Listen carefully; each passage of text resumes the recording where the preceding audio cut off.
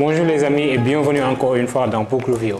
Alors aujourd'hui le livre que je vous présente c'est Réfléchissez et devenez riche. Il a été écrit par Napoleon Hill. Le livre a été publié pour la première fois en 1937.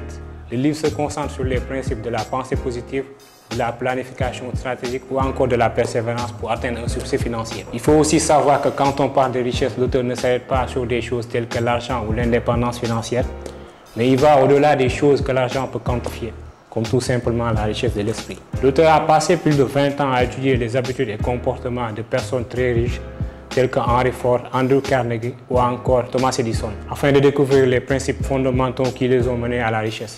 Il a ensuite compilé ces principes en 13 étapes clés que toute personne peut suivre pour atteindre ses objectifs. Pour l'auteur, une compréhension de l'esprit inconscient et de l'esprit conscient, l'esprit inconscient, notamment le subconscient, est aussi nécessaire. Par exemple, l'utilisation de certaines émotions très positives, telles que le désir, la foi, l'amour, le désir sexuel, l'enthousiasme, la tendresse ou encore l'espérance.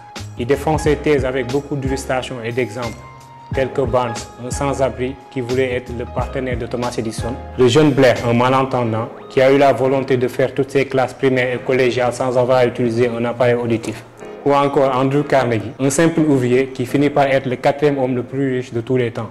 En somme, Réfléchissez et devenez riche est un livre qui encourage les lecteurs à adopter une attitude mentale très positive et à travailler très dur pour atteindre leurs objectifs. Je vous laisse découvrir ce guide très pratique et très inspirant pour ceux qui cherchent à améliorer leur situation financière et à créer une vie plus prospère et plus épanouissante. Merci et à bientôt pour un nouvel épisode.